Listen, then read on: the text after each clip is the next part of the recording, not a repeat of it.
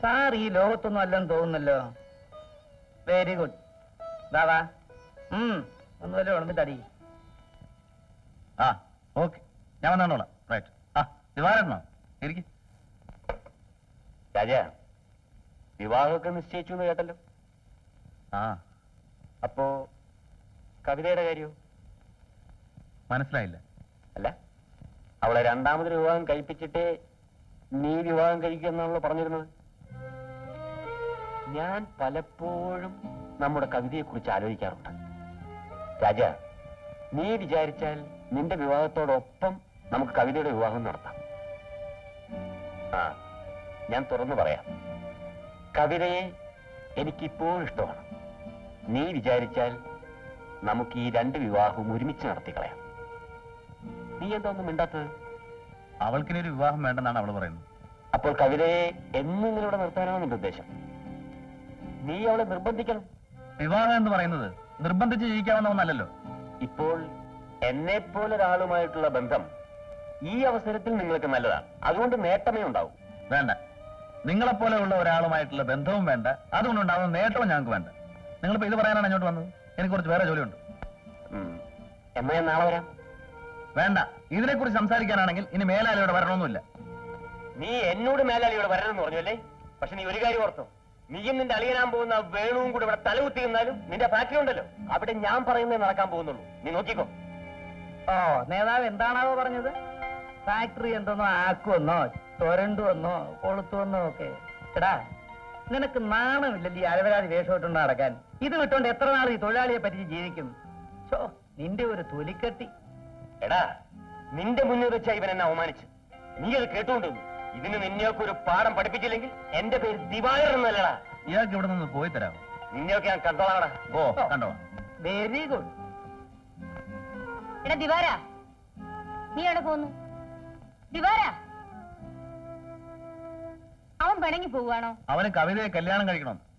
ആഹാ, ഞാനൊന്ന് കുളിച്ചിട്ട് വരുമ്പോഴത്തേക്ക് ഇത്രയൊക്കെ നടന്നോ? കവിതയുടെ കല്യാണം കഴിഞ്ഞപ്പോ അവന്റെ ഈ രോഗം മാറിയെന്നാ വിചാരിച്ചത്. അതിപ്പോഴും മാറിയിട്ടില്ല അല്ലേ? ഒന്നുകിൽ മുതലാളിയെ കൊണ്ട് മെമ്മോറാണ്ട് അംഗീകരിപ്പിക്കണം, അല്ലെങ്കിൽ പണി മുടക്കണം.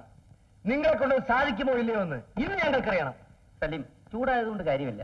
MD നമ്മുടെ ഡിമാൻഡ്സ് പഠിച്ചുകൊണ്ടിരിക്കുക. നിങ്ങൾക്കിത് പറയാൻ നാണമില്ലേ? കുറെ ദിവസമായാലും പഠിക്കാൻ തുടങ്ങിയിട്ട്. സലീം, ഞാൻ പറയുന്നത് ഒന്നും പറയണ്ട.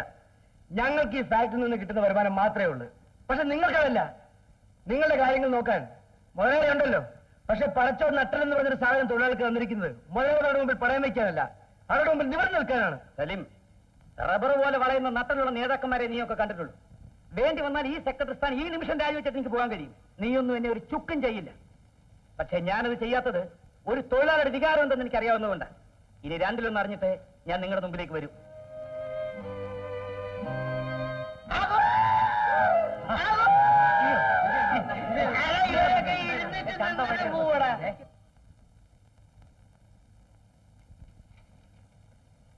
ആ വേണു, നീ ഇപ്പൊ വന്നതല്ല നന്നായി. നമുക്ക് ഇൻവിറ്റേഷൻ കടിക്കാൻ കൊടുക്കണ്ടേ? അതൊക്കെ പിന്നെ മതി.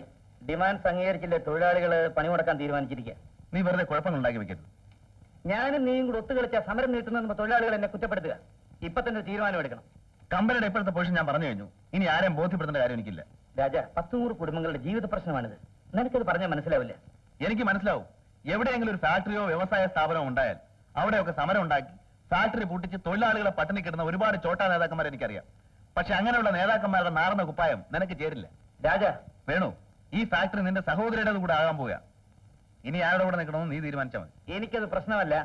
ഇപ്പൊ ഒരു മാർഗമേ ഞാൻ കാണുന്നുള്ളൂ. ഒന്നുകിൽ ഞാൻ നിന്റെ സുഹൃത്തല്ലാതാകണം, അല്ലെ ഈ ഫാക്ടറിയിലെ ജോലി ഞാൻ രാജിവെക്കണം. അവസാനത്തേതല്ലേ നല്ലത്. നീ തൽക്കാലം ജോലി രാജിവെക്കും. നിന്റെ എല്ലാ കാര്യങ്ങൾക്കും ഞാനില്ലേ. ഓ, നീ എന്നെ അങ്ങനെയാണോ മനസ്സിലാക്കിയത്? നീ എന്റെ തൊഴിലാളി ആകാതിരിക്കുന്നതാണ് എനിക്കിഷ്ടം. ഞാൻ രാജിവെച്ചൊഴിയാം, പക്ഷെ ഇന്നല്ല. പിന്നെ എന്നെ വിശ്വസിച്ച് തൊഴിലാളികൾ എന്നെ ഏൽപ്പിച്ച ജോലി തീർത്തു കഴിഞ്ഞിട്ട്. അപ്പോ നീ അവരുടെ കൂടെ നിൽക്കാൻ തന്നെ തീരുമാനിച്ചു? അതെ, ഇക്കാര്യത്തിൽ എനിക്ക് അവരുടെ കൂടെ നിൽക്കാനേ കഴിയൂ. നിന്റെ തീരുമാനത്തിൽ മാറ്റമില്ല? ഇല്ല. എങ്കിലും എന്റെ ഫാക്ടറിയാണ്, ഇവിടെ ഞാൻ തീരുമാനിക്കുന്നത് നടക്കൂ. നിന്റെ ഈ ശബ്ദത്തിനാണ് മുതലാളിമാരുടെ അഹങ്കാരത്തിന്റെ ധ്വനിയുള്ളത്.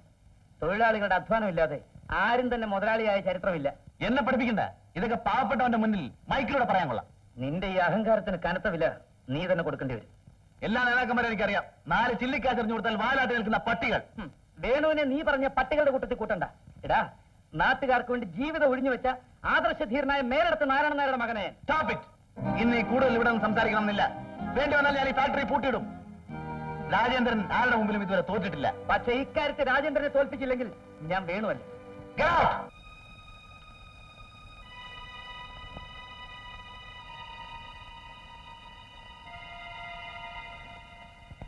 സലീം, നമ്മുടെ ഡിമാൻഡ്സ് അംഗീകരിക്കുന്ന ലക്ഷണമില്ല. നാളെ മുതൽ നമ്മൾ സമരം ചെയ്യാൻ തീരുമാനിച്ചിരിക്കുന്നു.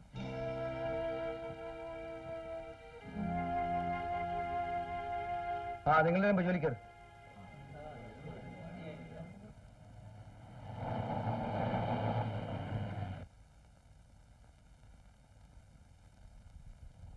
മുതലാളി വീടെത്തി.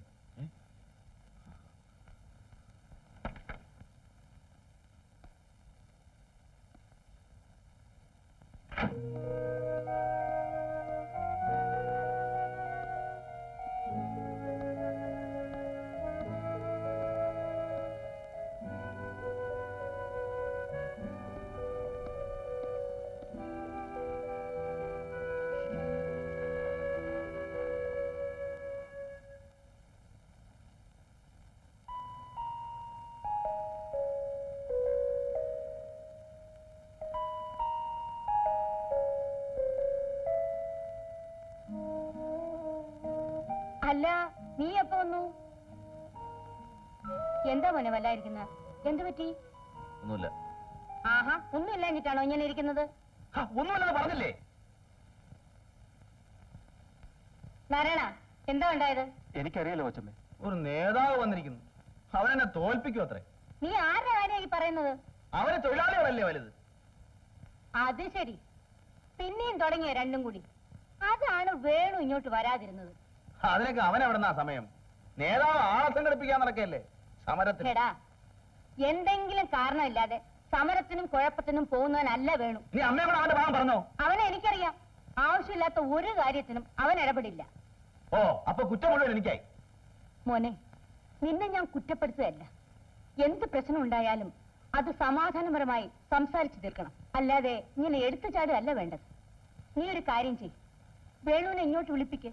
എന്തുണ്ടെങ്കിലും നമുക്ക് ഇവിടെ വെച്ച് പറഞ്ഞു തീർക്കാം.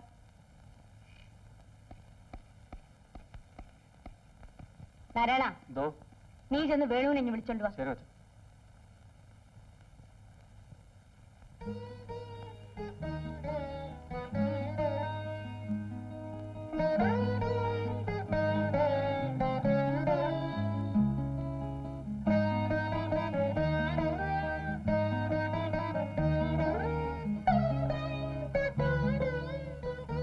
വേണു, നീ എന്താ ഫാക്ടറിയിൽ നിന്ന് വന്നത് മുതൽ ആരോടും മിണ്ടാതെ ഇങ്ങനെ? ഒന്നുമില്ലമ്മേ. മോനെ, വള പണിയാൻ കൊടുത്തത് വാങ്ങിച്ചോ? ഞാൻ മറന്നുപോയി. കല്യാണത്തിന് ഇനി 2 ആഴ്ച പോലും ഇല്ല. നേരത്തെ ഓരോ കാര്യങ്ങൾ നോക്കിയില്ലെങ്കിൽ അവസാനം നീ തന്നെ കിടന്ന് ഓടേണ്ടി വരും. പറഞ്ഞേക്കാം.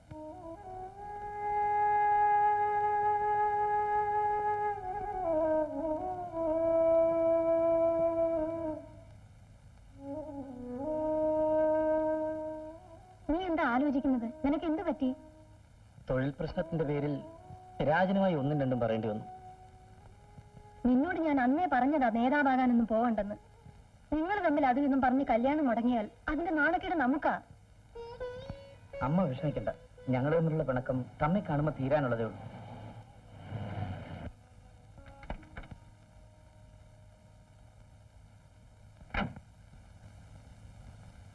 എന്താ നാരായണ? വേണു സാറിനെ വീട്ടിലേക്ക് വിളിച്ചോണ്ട് എല്ലാം പറഞ്ഞു. എന്തിന്? അറിയില്ല. ശരി, ഞാൻ ഒന്ന് കുളിച്ചിട്ട് വരാം. നീ ഇരിക്കും. ശരി.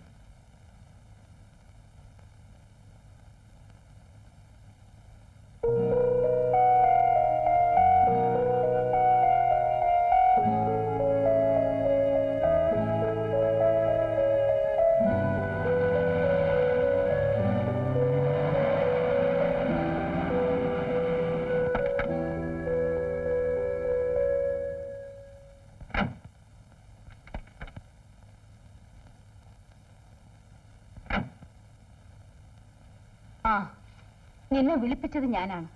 എന്താ കാര്യം? അതൊക്കെ പറയാം, വാ.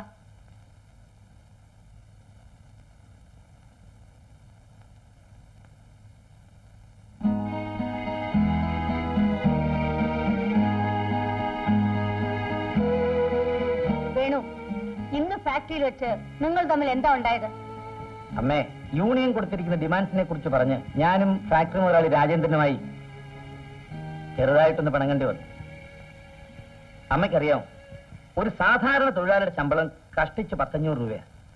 ഇന്നത്തെ ജീവിത നിലവാരം വെച്ച് നോക്കുമ്പോൾ 7 അംഗങ്ങളുടെ കുടുംബത്തിന് ഈ തുച്ഛമായ തുക കൊണ്ട് പട്ടിണി കൂടാതെ കഴിയാൻ പറ്റുമെന്ന് അമ്മയ്ക്ക് തോന്നുന്നുണ്ടോ? ഒരു തൊഴിലാളിയും ആവശ്യമില്ലാതെ സമരം ചെയ്യാറില്ല. തൊഴിലാളി സമരം ചെയ്യാതെ ഒരു മുതലാളിയും തൊഴിലാളിയുടെ കാര്യമായ ആവശ്യങ്ങൾ അംഗീകരിച്ചു കൊടുത്തിട്ടുമില്ല. അമ്മ എന്താ ഒന്നും മിണ്ടാത്തത്? നീ പറയുന്നതിലും കാര്യമില്ലാതില്ല. രാജാ, ഈ ഫാക്ടറി നടത്താൻ തുടങ്ങിയിട്ട് 20 വർഷമായി. ഇതുവരെ ഒരു തൊഴിൽ പ്രശ്നം അവിടെ ഉണ്ടായിട്ടില്ല. നിന്റെ അച്ഛനും ഫാക്ടറി തൊഴിലാളികളും തമ്മിൽ ഒരു മുതലാളി തൊഴിലാളി ബന്ധം ആയിരുന്നില്ല. അത്ര സ്നേഹത്തിലാണ് അവർ കഴിഞ്ഞിരുന്നത്. നീയായിട്ട് ഫാക്ടറിയിൽ സമരവും ബഹളവും ഉണ്ടാക്കാൻ ഞാൻ അനുവദിക്കില്ല. നാളെ തന്നെ അവർക്ക് എന്താ കൊടുക്കേണ്ടതെന്ന് വെച്ചാൽ കൊടുത്ത് ഈ പ്രശ്നം അങ്ങ് അവസാനിപ്പിക്കണം. ഇനി നീ ഒന്നും പറയണ്ട, ഞാൻ പറയുന്ന പോലെ അങ്ങ് കേട്ടാ മതി. എനിക്ക് വേണു, ഇനി നിങ്ങൾ തമ്മിൽ എന്തെങ്കിലും പ്രശ്നം ഉണ്ടായതായിട്ട് ഞാൻ അറിയരുത്. ശരിയമ്മേ. ഓ, ഇപ്പൊ എനിക്ക് സമാധാനമായി. മോനെ, നിങ്ങൾ രണ്ടുപേരും എനിക്ക് ഒരുപോലെയാണ്. ഞാൻ വരട്ടെ. ശരി മോനെ.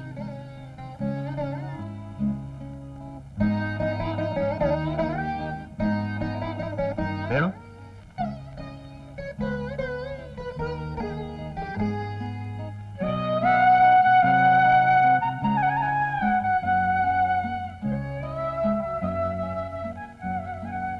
പെട്ടെന്നുള്ള ആവേശത്തിൽ ഞാൻ നിന്നോട് എന്തൊക്കെയോ പറഞ്ഞു. നീ എന്നോട് ക്ഷമിക്കണം. ഞാനും നിന്നോട് എന്തൊക്കെയോ പറഞ്ഞു. നീ എന്നോട് ക്ഷമിക്കേണ്ടത്. നീ ഇപ്പൊ തന്നെ പോയി യൂണിയൻ ഓഫീസ് ചെന്ന് അവരുടെ ഡിമാൻഡ്സ് അംഗീകരിച്ചായി പറയണം. ശരി, വരട്ടെ. Okay, good night. Good night.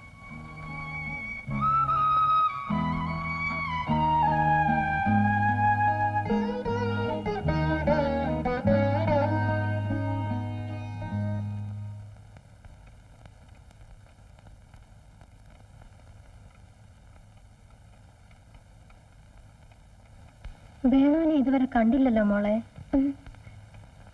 രാജേട്ടന്റെ വീട്ടിലേക്കല്ലേ പോയത്? രാത്രി വളരെ വൈകിയതുകൊണ്ട് ചിലപ്പോ അവിടെ കിടന്നു കാണും. എത്ര വൈകിയാലും അവൻ വീട്ടിൽ വന്നല്ലേ അന്തി ഉറങ്ങാറുള്ളൂ. ഒരു ദിവസം ചേട്ടനെ കണ്ടില്ലെങ്കിൽ അമ്മയ്ക്ക് പിന്നെ ഉറക്കം വരികയില്ല. മോളെ, നിനക്കതറിയാഞ്ഞിട്ടാ. പെറ്റ വയറിനെ അതിന്റെ വേദന അറിയൂ. പിന്നെ ഭയങ്കര വേദനയായിരിക്കും. അമ്മ ഒന്ന് കിടന്നുറങ്ങാൻ നോക്ക്.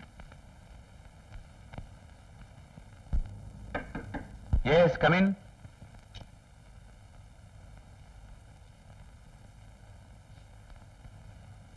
യെസ്, എന്താ ഇത്? Strike notice. നിങ്ങളുടെ ഡിമാൻഡ്സ് ഒക്കെ ഞാൻ അംഗീകരിച്ചാണല്ലോ. ഡിമാൻഡ്സ് അംഗീകരിച്ചെന്നോ? ഓഹോ, അപ്പൊ ആനുകൂല്യങ്ങൾ അംഗീകരിച്ച് കിട്ടുന്നതിനേക്കാൾ സമരം ചെയ്യുന്നതിനാണ് നിങ്ങൾക്ക് താല്പര്യം അല്ലേ? മുതലാളി എന്താണ് ഈ പറയുന്നത്? വേണു നിങ്ങളോടൊന്നും പറഞ്ഞില്ലേ? വേണുവിനെ കാണാത്തതുകൊണ്ടാണ് സ്ട്രൈക്ക് നോട്ടീസുമായി ഞങ്ങൾ വന്നത്. വേണു ഇവിടെ പോയി? ഓഹോ, ഞങ്ങളോടാണ് ചോദിക്കുന്നത്. മുതലാളി, ഞങ്ങളെ വിഡ്ഢികളാക്കരുത്. നിങ്ങൾ രണ്ടുപേരും ചേർത്തുള്ള ഒത്തുകളിയാണിത്. മിസ്റ്റർ സലീം, ആദ്യം നിങ്ങളുടെ സെക്രട്ടറി വിളിച്ചുകൊണ്ടുവരും. എന്നിട്ട് നിങ്ങൾ ഇനി ഇവിടെ നിന്ന് സംസാരിച്ചാൽ മതി. വരൂ.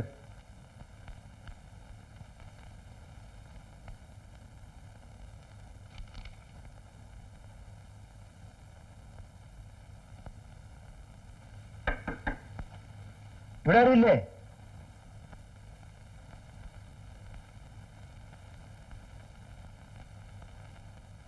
ആരാ മനസ്സിലായില്ലല്ലോ. ഞങ്ങൾ വേണുവിനോട് ജോലി ചെയ്യുന്നവരാ. വേണുവിടില്ലേ? ഇന്നലെ രാത്രി രാജേന്ദ്രൻ വിളിപ്പിച്ചിട്ട് പോയതാ. പിന്നെ ഇതുവരെ വന്നില്ല. വല്ല സമരത്തിന്റെ കാര്യത്തിനോ മറ്റോ പോയതാണോ എന്തോ. ഞങ്ങൾ യൂണിയൻ ഓഫീസിൽ നിന്നാണ് വരുന്നത്. അവിടെ വന്നിട്ടില്ല. പിന്നെ അവൻ എവിടെ പോയി? അമ്മ വിഷമിക്കണ്ട. പെട്ടെന്ന് എന്തെങ്കിലും ആവശ്യത്തിന് മറ്റെവിടെങ്കിലും പോയതായിരിക്കും. ഞങ്ങൾ വരട്ടെ. ആ,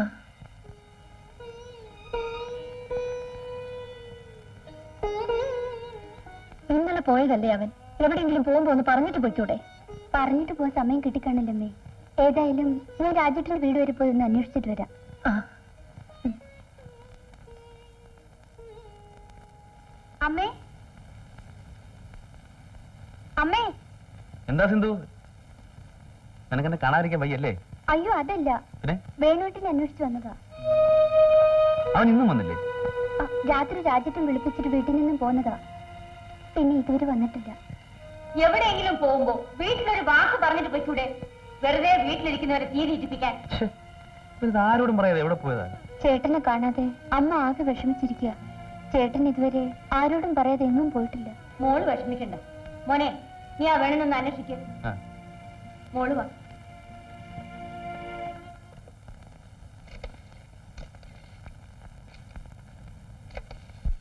ഹലോ, ഞാൻ രാജേന്ദ്രനാ. നമ്മുടെ വീണോ അങ്ങോട്ട് വന്നോ? ആ, ഒന്നുമില്ല. ശരി.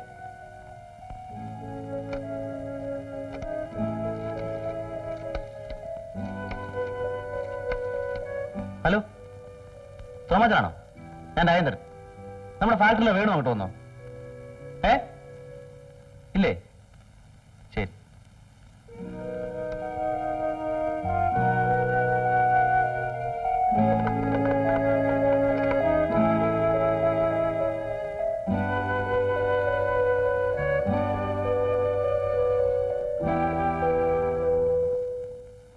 May come in sir? Yes, come in. ഇന്ന് ആരും ജോലിക്ക് കയറിയിട്ടില്ല. എന്താ കാര്യം? വേണുവിനെ കാണാനില്ലെന്നോ മറ്റെന്തോ ആണ് പ്രശ്നം. നിങ്ങൾ ചെന്ന് അവരോടെല്ലാം ജോലിക്ക് കയറാൻ പറയൂ. ഇല്ല, മുതലാളിയുടെ വീട്ടിൽ വന്ന രാത്രിയാണ് വേണുവിനെ കാണാതായത്. വേണു എവിടെ നിങ്ങൾക്കറിയണം. നിങ്ങളുടെ ഡിമാൻഡ്സ് ഒക്കെ അംഗീകരിച്ചു തന്ന സ്ഥിതിക്ക് വേണുവിനെ ഒളിപ്പിച്ചു വെക്കേണ്ട കാര്യം എനിക്കില്ല. വേണുവിനെ കാണാതായതുകൊണ്ടാണ് മുതലാളി ഞങ്ങളുടെ ഡിമാൻഡ്സ് അംഗീകരിച്ചു എന്ന് പറയുന്നത്. ഇതിലെന്തോ ചതിയുണ്ട്. വേണുവിനെ എവിടെയാണ് ഒളിപ്പിച്ചു വെച്ചിരിക്കുന്നത് ഞങ്ങൾക്കറിയണം. ഡിമാൻഡ്സ് അല്ല ഇപ്പോൾ ഞങ്ങളുടെ പ്രശ്നം. ഞങ്ങൾക്ക് ഞങ്ങളുടെ സെക്രട്ടറി തിരിച്ചു കിട്ടണം. ഇല്ലെങ്കിൽ മുതലാളി ഇതിന് സമാധാനം പറയേണ്ടി വരും. സാർ, ഞാൻ യു മേ ഗോ പ്ലീസ്.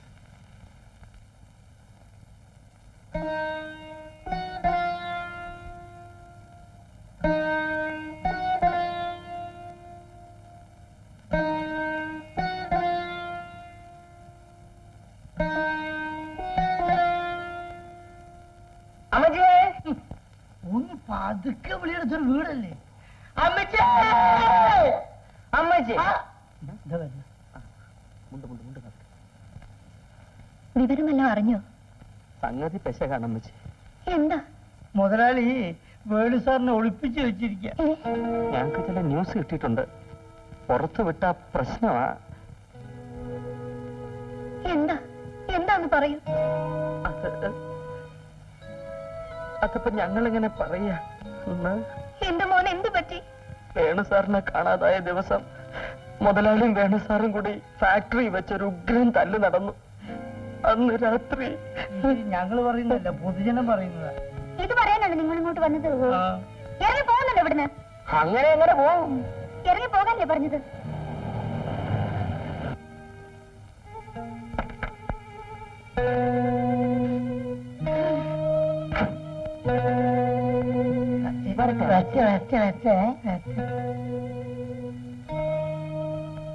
നമസ്കാരം.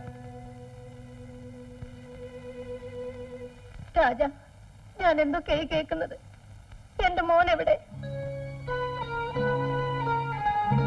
പറയൂ, എന്റെ മോൻ എവിടെ?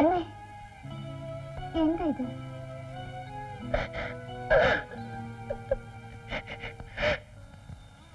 രാജേട്ടാ,